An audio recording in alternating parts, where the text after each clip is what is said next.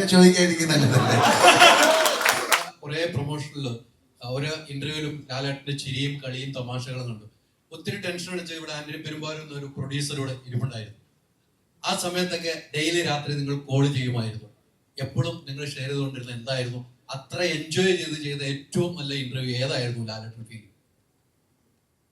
ഞാൻ ചിരിച്ച് കളിച്ച് സംസാരിക്കുന്നത് തെറ്റാണോ? ഏറ്റവും നല്ലതായിരുന്നു. അല്ല, അങ്ങനല്ല. നമുക്ക് ഈ ഏറ്റവും zenith of every sorrow is happiness എന്ന് പറയും. എല്ലാ സങ്കടത്തിൻ്റെയും മുകളിൽ നിൽക്കുന്ന സന്തോഷം എന്നാണ്. അതായത് നമ്മളും കൂടെ ഓൾറെഡി ആന്റണി ഒരുപാട് സങ്കടങ്ങളിലൂടെ പൊയ്ക്കൊണ്ടിരിക്കുന്ന സമയത്ത് ഞാനും കൂടെ സങ്കടപ്പെടുന്നതിന് ഒരാൾ സന്തോഷത്തിലിരിക്കാന്ന് വിചാരിച്ചു. അങ്ങനല്ല. നമ്മളെ ഒരു ചോദ്യങ്ങൾ എങ്ങനെയായിരുന്നു, അതില് ഒരു വ്യത്യസ്തമായ കാര്യങ്ങളായിരുന്നു. പിന്നെ നമുക്കൊരു 10-12 ഇന്റർവ്യൂ കഴിയുമ്പോഴത്തേക്ക് ഒരു ഡിസോറിയന്റഡ് ആവും. നമ്മൾ എന്താ പറയുന്നതെന്ന് അറിയാൻ പറ്റില്ല. ചില തമാശകൾ പറഞ്ഞു വന്നേ ഉള്ളൂ. കാര്യം പിന്നെ സന്തോഷിക്കാതിരിക്കാനുള്ള കാരണങ്ങളൊന്നുമില്ല സിനിമയെ സംബന്ധിച്ച്. ബാക്കി വേറെ കാര്യങ്ങളൊക്കെ ഉണ്ടാവും.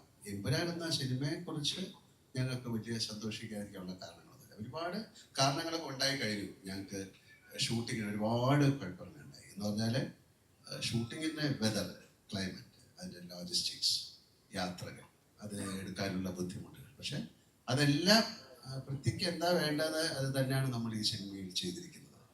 ഇപ്പോൾ എന്താ പറയണ്ട, ഒരു ഞങ്ങളുടെ യൂണിറ്റ് 300, 400, 500 പേരൊക്കെ ഉള്ള യൂണിറ്റ് ഉണ്ടായിരുന്നു. അവരെ ലഡാക്കിലേക്ക് കൊണ്ടുപോവുക, അങ്ങനെയൊക്കെ ഒരുപാട് കാര്യങ്ങളുണ്ട്. അതൊന്നും ഇപ്പൊ പെട്ടെന്ന് പറയേണ്ട കാര്യമില്ല.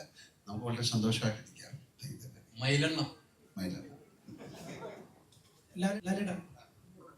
ലാലേട്ടനോട് ഒരു ചോദ്യം ചോദിക്കാൻ ഞാൻ ആളല്ല. കാരണം ഇപ്പൊ പിന്നെ ചോദിക്കാതിരിക്കും നല്ലതല്ലേ. ഹലോ, ഞാൻ പറയാൻ വന്നതെന്ന് വെച്ച് കഴിഞ്ഞാൽ ഒരു നന്ദിയാണ് സത്യം പറഞ്ഞ. എന്താണ്? അതായത് ലാലേട്ടനെ എപ്പോ കണ്ടാലും ഞാൻ ആദ്യമായിട്ടാണ് കാണുന്നത്. ആദ്യമായിട്ടാണ് ലാലേട്ടനോട് ചോദ്യം ചോദിക്കുന്നത്. അതുകൊണ്ട് പറഞ്ഞതാണ്. ലാലേട്ടനോട് പറയാനുള്ളത് ഒരു നന്ദി മാത്രമാണ്. ഈ മലയാളക്കരയിൽ വന്ന് പിറന്നതിന്, മലയാള സിനിമയിൽ അഭിനയിക്കാൻ തീരുമാനിച്ചതിന്, അതോടൊപ്പം തന്നെ ഞങ്ങളുടെ ദുഃഖത്തിലും സന്തോഷത്തിലും രോമാഞ്ചത്തിലും ഒക്കെ സിനിമകളിലൂടെ ഒപ്പം നിന്നതിന് നന്ദി മാത്രമുള്ളൂ ലാലേട്ടാ പറയാൻ. ഞാൻ ആദ്യമേ നന്ദി പറഞ്ഞുകൊണ്ടല്ലേ എന്റെ വർത്താനം നിന്ന് തുടങ്ങിയത്. നിങ്ങളോട് നന്ദി പറഞ്ഞിട്ടാണ്. കാര്യം നിങ്ങൾ തന്നെയാണ്, ഈ നന്ദി തന്നെയാണ് ഞാൻ മോഹൻലാൽ എന്ന ഈ നടനെ 47 വർഷമായിട്ട് നിർത്തിയിരിക്കുന്നത്. വളരെയധികം താങ്ക് യു ലാലേട്ടാ.